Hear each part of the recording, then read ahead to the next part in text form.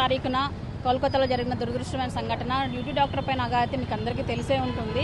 So ఈ రోజున రాఖీ పండుగను ఉద్దేశించుకొని సో మగ ఫ్యాషన్ మాల్ మేనేజ్మెంట్ కావచ్చు, స్టాఫ్ కావచ్చు, మేమందరం కూడా శాంతియుత నిరసన తెలియజేసుకుంటూ ఇక్కడ అనంతపూర్లో ర్యాలీ అయితే నిర్వహించడం జరుగుతుంది. సో ఆ విషయాలన్నీ కూడా గుర్తు చేసుకుంటే అసలు నిద్ర పట్టట్లేదండి. ఇప్పుడున్న ఆడవాళ్ళకి ఒక ఆడపిల్ల తల్లి అనేది బయట రావాలి, ఒక అమ్మాయిని బయట పంపించాలంటే కూడా ఎంత ఫస్ట్ భయపడేది ఆడపిల్ల తల్లి మాత్రమేనండి. ఎంత భయపడుతున్నామంటే మాకు చిన్న పాప ఉందండి, పాపను చూస్తేనే నాకు ఫస్ట్ భయం వేస్తుంది, పంపించాలా వద్దా బయటకు అన్నట్లు అయిపోయి సిచ్యువేషన్. అది కూడా ఆగస్టు 8వ తారీఖున అంటే మనకు 15th 78th ఇండిపెండెన్స్ జరుపుకున్న ముందు జరిగిన సిచ్యువేషన్ నిజంగా బాధాకరము.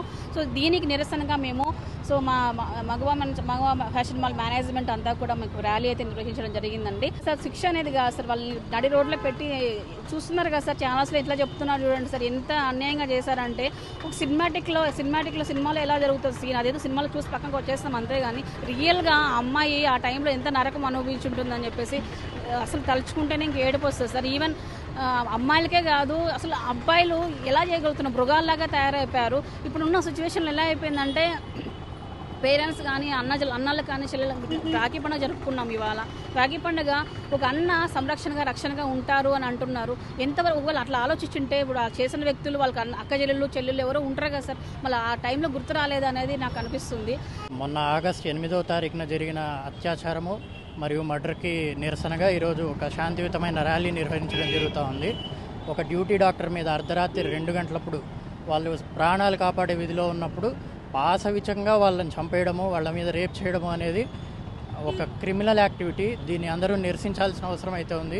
వాట్సాప్లో, ఫేస్బుక్లో స్టేటస్ పెట్టి వదిలేయడం మాత్రమే కాకుండా మన చేతనైందిగా ఏదో ప్రశాంతంగా మన నిరసన అయితే తెలియజేయాలి. లేకపోతే దీన్ని ఇట్లానే జరుగుతూనే ఉంటాయి ఇట్లాంటి ఇన్సిడెంట్స్. నేను ఒక డాక్టర్ని పర్సనల్గా, కాబట్టి నాకు డాక్టర్ల కష్టాలు అంతో ఇంతో తెలుసు.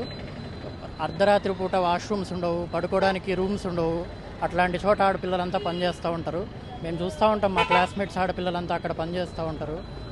కాబట్టి వాళ్ళకు కొంచెం మినిమం ఫెసిలిటీస్ కల్పించాలి. లేడీ డాక్టర్స్కి వాళ్ళకు వాష్రూమ్స్ ఉండాలి, వాళ్ళకి ఏదైనా సెక్యూరిటీ ఉండాలి. ప్రతి గవర్నమెంట్ హాస్పిటల్లో ఒక పోలీస్ అవుట్పోస్ట్ ఉండాలి.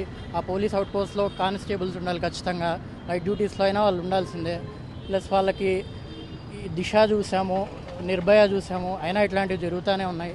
చట్టాలేమో కఠినతరం చేస్తున్నాం అంటున్నారు కానీ యాక్షన్ ఏం జరగట్లేదు. కాబట్టి ఈ పర్టికులర్ ఎంక్వైరీ సిబిఐకి అప్పగించారు.